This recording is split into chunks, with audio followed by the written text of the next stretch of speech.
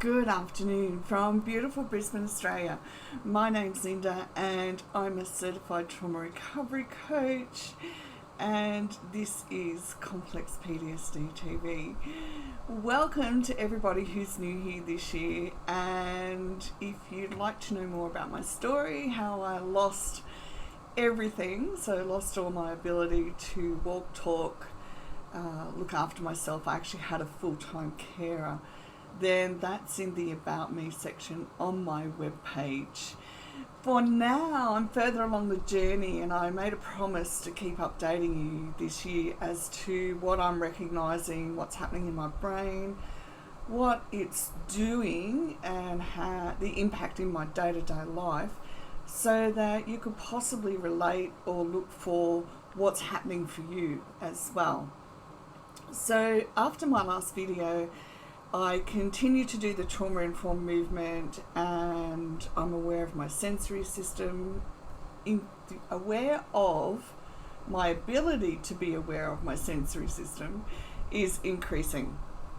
So the more I'm aware of what's happening at my brain level, the more I can recognize when the trigger has either gone off, so it's an automatic unconscious trigger that the brain sets off from survival mode. And so I woke up a day or two after the last video and I felt really good. So it was like, I'm getting up, I'm going to gym, I'm going to do my walking and breathing, and as I started to get ready, I was like, oh my goodness, I'm feeling good, but I need to check in with where my brain's at. And I went, wow, that's really good that I'm thinking that way. And then as I did the scan around my brain, what's happening, is it foggy, is it shut down or whatever, I became aware that right sort of at the back of my head, there was this tense feeling it's tense sensation. It's not a feeling. A feeling is something that we can work with. But when we've got sensations happening, they're not something that we can just go, oh, I'm just going to change that sensation, because it's not. It's going right through our body, driven by the brain. And I went, okay, so it's there. So I need to get to gym to work out what's going on, because the heart rate really shows me what's happening at the brain level. So even though I'm feeling good, I get on the treadmill and I'm like, I know somehow, some way my brain is triggered. And I've mentioned before how the nightmares at night, where the brain is processing and the amygdala's, filing things away into the hippocampus, then we can wake up in a triggered state and not even know it. I found out the hard way one time. I woke up in the middle of the night. I got out of bed to go to the toilet. How I literally tripped over. I fell over everything. And that's because the brain was triggered and I had no prefrontal cortex engaged, and so there's no order. I have no ability to put my body in an order, so I'm going to fall over or whatever. And I did, and it just scared the living daylights out of me that had happened. So I'm very careful when I wake up now that I'm going, engage my head with my feet. And this has happened to me. It happened to me at gym once. I was so happy and so alive and full of joy, and I went to get off the treadmill and I literally went, I'm going to fall over. I could feel it happening because I'm happy and my head's going forward, let's do this. But my feet weren't engaged because I was still in a triggered state. And so one part of my body went ahead of the other and I fell over. I was okay. I was fine. I got up. I just had a bit of a shock. But now I'm very careful. I actually do say to myself, when I go to do something, is my head engaged with my feet? Are they on the same, wavelength? Because I'm so aware of how unconscious this trigger is that I know that it can happen and me not be aware of it.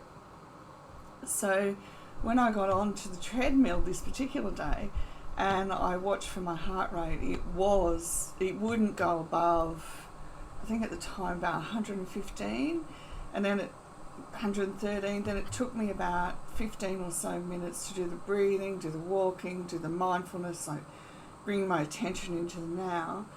And then about the 15-minute second mark, I could literally sense that the trigger had receded, and I went, it's going to impact the heart rate now.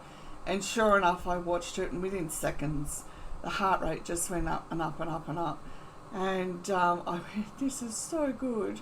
It's so good that I'm aware of it now, because when we're aware of it, we can work with it more.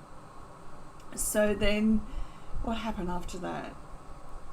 Sorry, I had to make notes so that I wouldn't forget which part we were up to. And then, of course, too, the opposite side of this, so this trigger's going off and I don't know why. But what I'm finding is the opposite side of this is when I'm doing something that the brain has not been wired for. So when I'm writing the certification, or I'm making plans to write modules in the certification, it's actually triggering my brain, because it wasn't wired into me in childhood how to do this. So it doesn't matter that I can do it. It's like the brain just automatically is so sensitive that the trigger goes off. And for me, it's so powerful that I got dressed for gym this morning. I sat down to reply to someone on my phone, and then I woke up 4 hours later. That's how powerful this trigger is, and that's how powerful I'm realizing that we have to be in a recovery process that's building into our life. Otherwise, I would spend the rest of my life just passed out. I really would, because the brain has become so sensitive to any change in my environment, whether it's external or internal, and it's like bang, right, we don't know what that is, off we go. And whilst it can be incredibly frustrating, I understand, because the distress that I grew up in throughout my childhood, throughout what was passed down to me, and then what I went through in my life, not knowing that all of that was already there from childhood, it makes sense to me now that, okay, there was just too much distress in my adulthood as well, that I didn't understand that the brain was like compiling it and not filing it. And it's like shut down. But the one thing I can promise you is I will find a way to help the brain get used to doing new things, to help the brain understand it doesn't have to go off like a frog in a sock and be bouncing all over the place and triggered every 5 seconds because I feel good. And that's really the essence of it, because I make plans to write the modules in the certification. I feel so good about this. It's like this is what I was born to do, was to write this and teach it and have the certification become everyone's superpower. So your story becomes your superpower as you go through the program, because you live it and you live the recovery of building all of these things into your life. And I went, I am going to find the next level of how to get this to stop being so sensitized, because then you're going to be able to learn it, and then you're going to be able to teach other people, and the world will be a better place for it. So I hope that all makes sense and I didn't jump around too much. Please, if you can, there is a YouTube channel called HasFit. That's HASFIT. HasFit.